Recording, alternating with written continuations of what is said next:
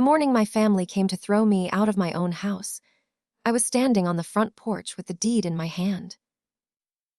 My father brought 2 suitcases. My stepmother brought a lawyer.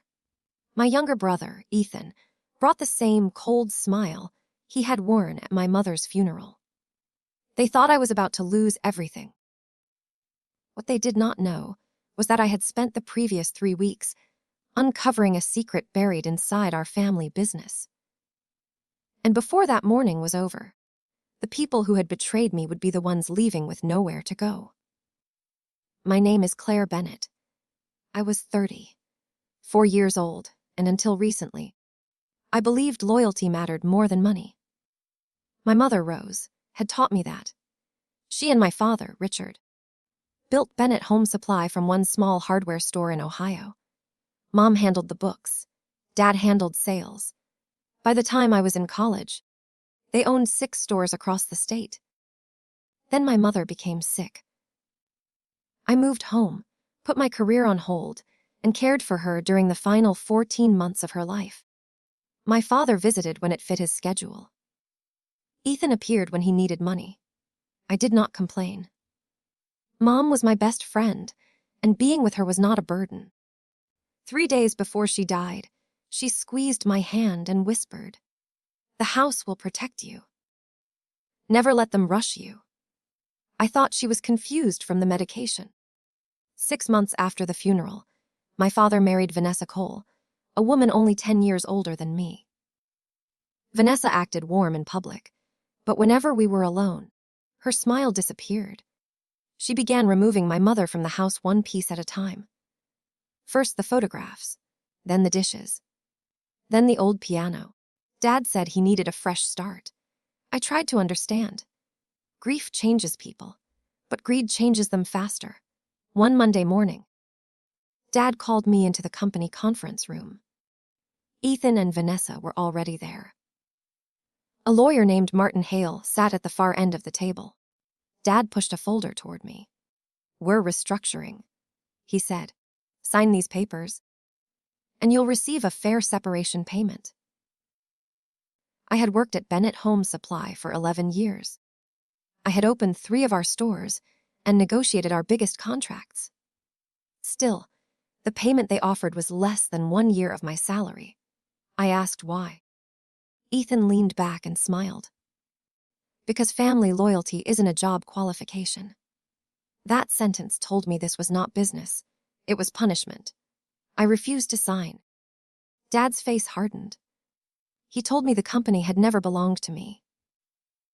Then Vanessa placed a second document on the table. It was a notice demanding that I leave the family house within 30 days. That house had belonged to my mother's parents. Mom and Dad had lived there after they married, but Mom's name had always been on the deed. I reminded them of that.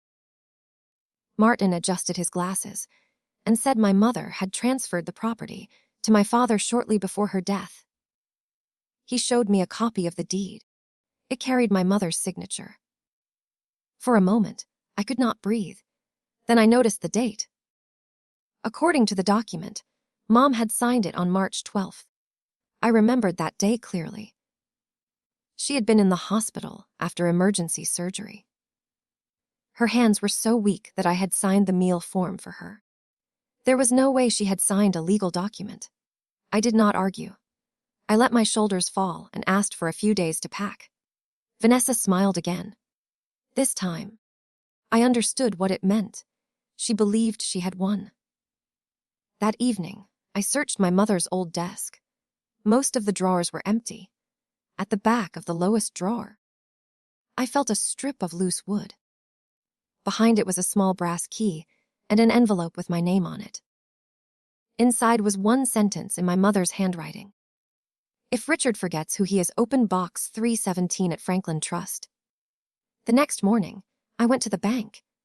The key opened a safe, deposit box containing an original deed, a flash drive, and a sealed letter. The deed showed that my mother had placed the house in a trust for me 2 years before she died. The transfer had been properly recorded. The house was legally mine. But the flash drive held something even bigger. It contained years of company records. Mom had discovered that my father was secretly moving money from Bennett Home Supply into a company controlled by Vanessa. At first, the amounts were small. Then they became hundreds of thousands of dollars. My mother had saved bank statements, emails, and invoices. She had even recorded a conversation in which Dad promised Vanessa that once Mom was gone, they would sell the family home and leave Ohio. I listened to that recording twice. The second time, I stopped crying. I called Elena Torres, an attorney who had worked with my mother years earlier. She confirmed that the trust was valid, and the deed my father showed me was almost certainly forged. Then she gave me a warning. Claire, if they know you found this, they may destroy the remaining evidence. So we let them believe I was defeated. For the next 2 weeks, I packed empty boxes and carried them past the security cameras. Meanwhile, I copied company files and documented every suspicious transfer I could legally access through my job. That was when I found the twist my mother had never known. Ethan was not simply helping Dad and Vanessa take the company. He was stealing from them, too. He had created fake supplier accounts and approved payments to himself. More than $400,000 had disappeared in 18 months. My perfect little brother had planned to let Dad blame Vanessa. Vanessa had planned to let Dad blame me. And Dad had planned to blame an employee who had already retired. They were not a family. They were 3 thieves waiting for the right moment to betray one another. Elena contacted the company's outside investors and an independent forensic accountant. We also gave the evidence of the forged deed to the county prosecutor. Then I made one carefully calculated move. I told my father I would leave on Saturday morning and surrender my keys in front of the whole family. I said I wanted one final chance to say goodbye to the house. His pride would never allow a quiet victory. Just as I expected, he brought everyone. At 9 o'clock Saturday morning, 2 black cars stopped in front of the house.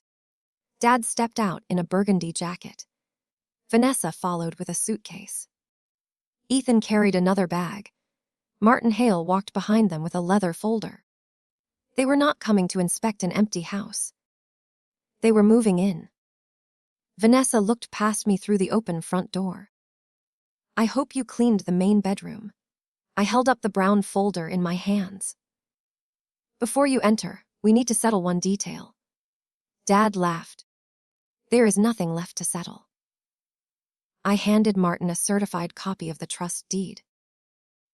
He read the first page, and the color drained from his face. Dad grabbed it from him. Vanessa moved closer. Ethan stopped smiling. I explained that Mom had transferred the house to an irrevocable trust for me. Their later deed had no legal power. Worse, someone had forged a dying woman's signature and filed the false document with the county. Vanessa immediately pointed at Martin. Martin stepped away from her. I prepared nothing. Richard gave me the document and claimed another attorney witnessed it. Dad turned toward Vanessa. She said Ethan had arranged everything. Ethan called her a liar. It took less than 30 seconds for their united front to collapse. Then an unmarked sedan stopped at the curb. 2 investigators got out. Dad looked at me as if I had become a stranger. What did you do? He asked. I listened to Mom. The investigators served search warrants for the company's financial records and for the laptop Ethan carried everywhere. At the same time, Elena arrived with the forensic accountant and notices from our investors calling an emergency board meeting. Vanessa tried to pull her suitcase back toward the car, but I spoke before she could leave. I told Dad about the company she had used to receive his stolen money. Then I told Vanessa about Ethan's fake suppliers. Finally, I told Ethan that Dad had already prepared records designed to make him the only person responsible if the fraud was discovered. The silence that followed was the most honest moment our family had shared in years. Dad accused Vanessa of using him. Vanessa said she had saved every message he had sent her. Ethan shouted that he deserved the money because Dad had always treated him like a fool. Neighbors began watching from their porches. The audience my father had wanted for my humiliation was now witnessing his own. He turned to me and lowered his voice. "Claire, we can fix this privately. We're family." I looked at the man who had betrayed my mother while she was dying, stolen from the company she built, and tried to remove me from her home. "Family was the reason I gave you so many chances," I said. "It is not the reason I will give you one more." The investigation lasted 5 months. Ethan cooperated first. He admitted creating the false supplier accounts and gave investigators access to messages, proving that Dad and Vanessa had directed the larger scheme. Vanessa cooperated next. She handed over recordings, emails, and hidden bank records to reduce her sentence. Dad was the last one standing. He denied everything until the evidence became impossible to escape. He lost his position, his shares, and the respect he had spent a lifetime demanding. The court ordered restitution. Assets purchased with stolen company funds were sold. Vanessa divorced him before sentencing. Ethan moved to another state after serving time under a plea agreement. I did not celebrate their pain. Revenge had sounded sweet when I was angry, but justice felt quieter. It felt like a locked door finally opening. The company survived. The investors appointed me interim president, and 6 months later, they voted to make the position permanent. My first decision was to repay every employee retirement account damaged by the fraud. My second was to hang my mother's portrait in the main office. I kept the house. I restored the piano, returned the photographs to the walls, and planted white roses beside the porch. On the anniversary of Mom's death, I sat outside with her letter in my hands. At the bottom of the page, below the warning about my father, she had written another line I had missed the first time. "Protecting yourself is not betrayal. Sometimes it is the final form of love." For years, I had believed strength meant staying loyal no matter how deeply someone hurt me. My mother taught me otherwise. Loyalty without truth is surrender. Forgiveness without accountability is permission. My family arrived that Saturday believing the suitcases meant I was leaving. Instead, they carried away the last pieces of a lie my mother had prepared me to defeat. And when I closed the front door behind them, I did not feel abandoned. I finally felt at home.